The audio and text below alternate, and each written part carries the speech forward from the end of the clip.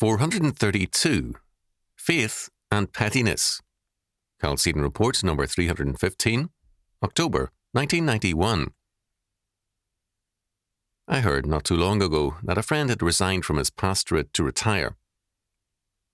Since he was many years younger than I, this concerned me. Was he seriously ill? He had started a Christian school and church where none had existed. A very lovely set of buildings had been erected. He had trained a series of assistant pastors so that all save one were now themselves successfully pastoring fine congregations. What had happened? Was he ill? He telephoned me about another matter, and I questioned him on his resignation.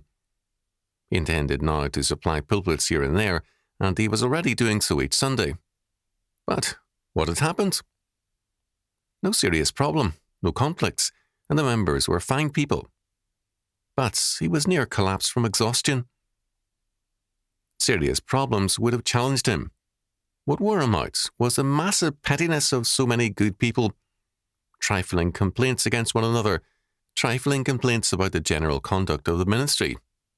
Trifles and pettiness from people who should have known better. I knew whereof he spoke. We get complaining letters from people who often make mountains out of molehills. At least we don't face this pettiness person to person.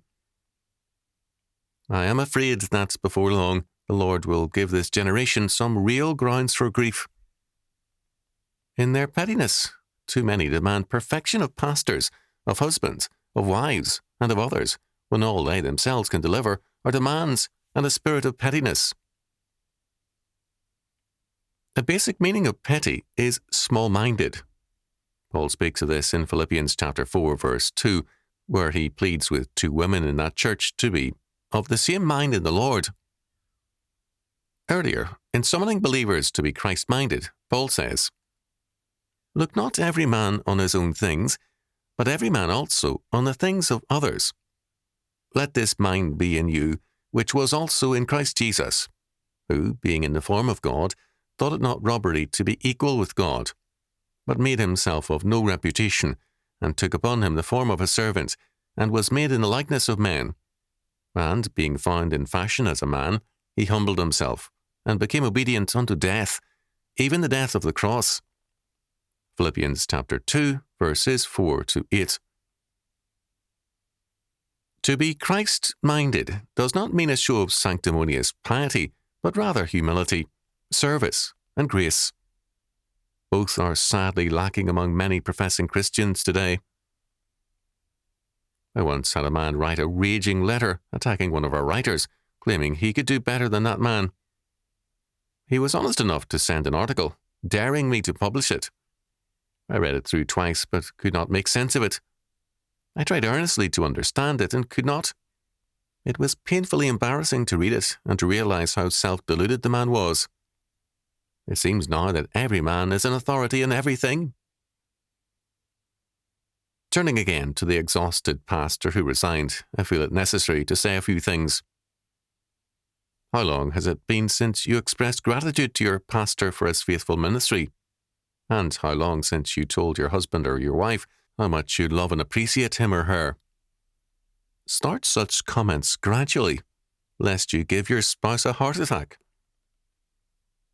Before you open your mouth, ask yourself, am I being petty or small-minded? We need a return to civility. Our media, films and televisions are teaching one and all uncivil and ugly ways of behaving and speaking, and we are becoming an uncivil and small-minded people. A memorable experience of my childhood, I believe I was then 9 years old, occurred when a widow and her son were visiting us, in fact, staying with us for a time. The boy, a few years older than myself, went into my stamp collection and stole some stamps. I found this out just before we sat down for our noon dinner. I angrily accused him of theft, and my father took me to the barn to stand there among the cows until I was ready to behave civilly. The proper thing to do, he said, was for me to tell him of the theft quietly, and he would then quietly take it up with the boy's mother.